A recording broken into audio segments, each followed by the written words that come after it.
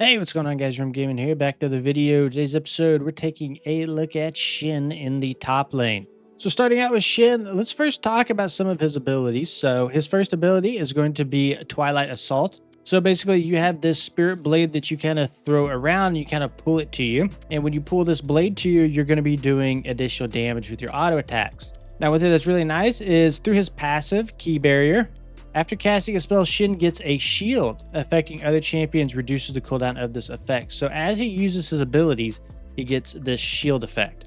So long story short, with your Q, it will move your spirit blade around, and this will also buff you, making you hit pretty hard.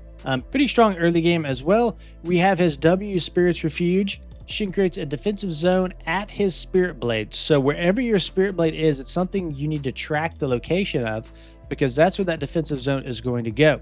And any attacks against you or allied champions in the zone will be blocked. So really good for team fighting. He also has his E, his Shadow Dash. So dealing damage with Twilight Assault or this ability recovers some energy. That is the passive effect of it, but the main effect of it is his dash. So you can dash to a target and you can taunt an enemy champion to attack you. So you can actually use this in lane for a quick short trade. You can Q auto the enemy, and then you can E and dash out or dash away from the enemy, basically not giving them a chance to trade back with you. So pretty good for a short little trade. Moving on to his runes. So we're running the Resolve Tree. We're going to be running Grasp with the Undying, Shield Bash, which is going to be really good with your passive.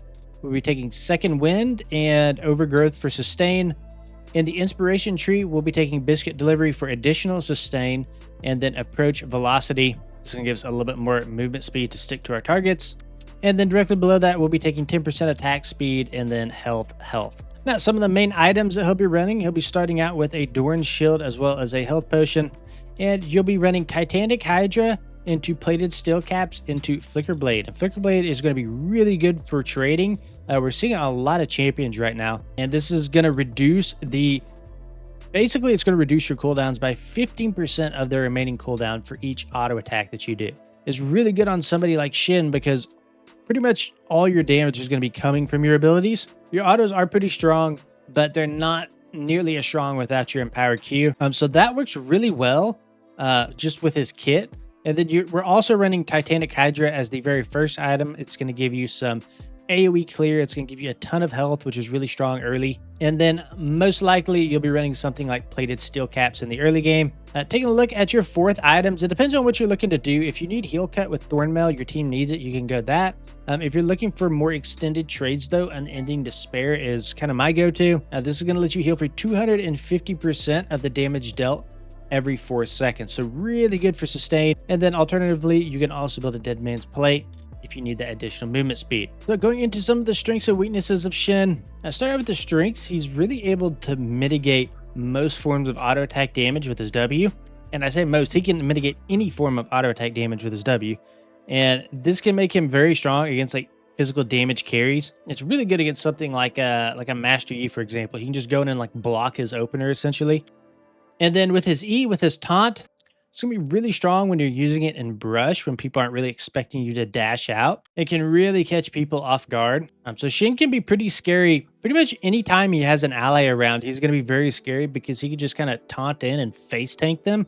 And your ally can just kind of auto them down in a couple seconds, right? Now, for some of Shen's weaknesses, his E is pretty short range, and it can be kind of hard to get this off just without like cheesing it out of a brush or something. People are going to know that you're going to try to dash them. They're probably going to back off when you walk towards them. So it can be a little bit difficult to engage in lane. And then since you are cooldown based, until you get that Flicker blade, it can be kind of awkward when your abilities are on cooldown because you're kind of weak. You really only have your auto attacks when your Q and your W on cooldown. And you're going to notice a significant difference in your power while those are on cooldown. So just be careful with them.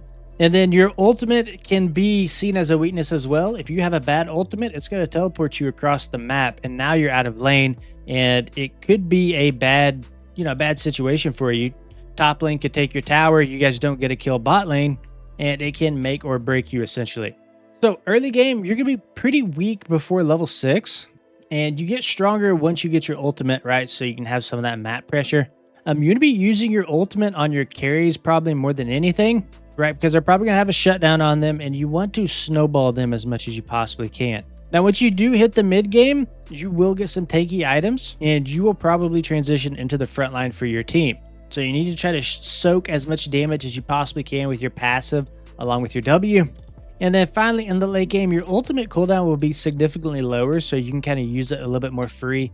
But mid and late game, you kind of want to be split pushing as much as you can. You're going to be watching health bars so that you can ultimate to your allies.